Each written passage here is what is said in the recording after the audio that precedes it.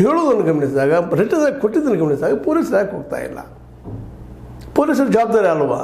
ಸಣ್ಣ ಕೇಸ ಇದೆ ಏನಾದರೂ ಬಿಡ್ರ, ಸೌಜನ್ಯ ಬದಿಗಿಟ್ಟು ಬಿಡೋಣ. ಇದು ನಡೆದು ಓಪನ್ ಆಗಿ ಬಂದು ಹೇಳ್ತಾ ಇದ್ದಾರೆ, ಬನ್ರಿ ತೋರಿಸ್ತೀನಿ ಅಂತಾರೆ. ಅದು ಹಿಂದೆ ಯಾರಾದರೂ ಇರಲ್ರಿ, ಅದು ಮುಖ್ಯ ಅಲ್ಲ.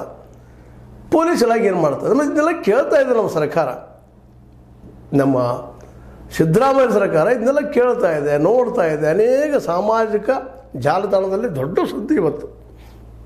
ಅದನ್ನು ಯಾಕೆ ಇವರಿಗೆ ಹೊರಗೆ ಆಗ್ತಾ ಇಲ್ಲ? SITಗೆ ಯಾಕೆ ಕೊಡ್ತಾ ಇಲ್ಲ? ಹೀಗಾಗಿ ಜಗದೀಶ್ ಮತ್ತು ಇನ್ನುಳಿದ ಹೈಕೋರ್ಟ್ ಮತ್ತು ಸುಪ್ರೀಂ ಕೋರ್ಟ್ ವಕೀಲರು ಇಲ್ಲಪ್ಪ ಇದನ್ನು NIAಗೆ ಹಾಕಲಿ ಅಥವಾ CBIಗೆ ಆಗಲಿ ಅಂತ ಬೆನ್ನತ್ತಿದ್ದಾರೆ ಅಂತ ಸುದ್ದಿಗಳು ಇದ್ದಾವೆ. CBI NIA ಈಗಾಗಲೇ CBI ಮಾಡಿದ್ದಾರೆ, ಎಷ್ಟು ಮಟ್ಟಿಗೆ ಅವ್ರು ಸತ್ಯನ ಹೊರಗೆ ಹಾಕ್ತಾರೆ ಗೊತ್ತಿಲ್ಲ. ಯಾಕಂದರೆ ಹಿಂದಿದ್ದಂಥವರು ಕೇಂದ್ರ ಮತ್ತು ರಾಜ್ಯ ಸರ್ಕಾರದ ಮೇಲೆ ಎರಡೂ ಪ್ರಭಾವ ಬೀರುವಂಥವ್ರು ಇದ್ದಾರೆ. ಅವರು ವಕೀಲರು ದೊಡ್ಡ ಪ್ರಮಾಣದಲ್ಲಿದೆ, ಹೋರಾಟಗಳಿದ್ದು ಮಾತ್ರ ಹೊಸ ಒಂದು ಅಧ್ಯಾಯ ಅಂತ ಹೇಳ್ಬೇಕಾಗಿದೆ. ಇತಿಹಾಸದಿಂದ ಘಟನೆ ಆಗಿದ್ದು ಎಲ್ಲೂ ಇಲ್ಲ.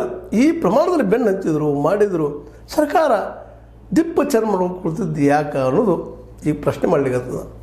ಈಗಾಗಲೇ ಜಗದೀಶ್ ಅವರಂತೆ ನೇರವಾಗಿ ಇದರ ಹಿಂದೆ ಹೋಮ್ ಮಿನಿಸ್ಟರ್ ಇದ್ದಾರೆ, ಅವರು ರೊಕ್ಕ ತೊಗೊಂಡಿದ್ದಾರೆ, 500 ಕೋಟಿ ತೆಗೆದುಕೊಂಡಿದ್ದಾರೆ ಅಂತ ಆರೋಪ ಮಾಡ್ತಾ ಇದ್ದಾರೆ. ಯಾಕಂತಂದ್ರೆ ಇದರಿಂದ ಇವರು ಇದ್ದಾರಪ್ಪ ಅನ್ನೋಂಥ ಆರೋಪ, ಸಿದ್ದರಾಮಯ್ಯ ಮೇಲೆ ಆರೋಪ. ಸಿದ್ದರಾಮಯ್ಯನಂತೆ ಹಿಗ್ಗ ಅವ್ರ ಬಗ್ಗೆ ಕುರಿತಾಗಿ ಮಾತಾಡ್ತಾ ಇದ್ದಾರೆ. 2011ರಾಗ ಒಬ್ಬ ಪ್ರಾಮಾಣಿಕ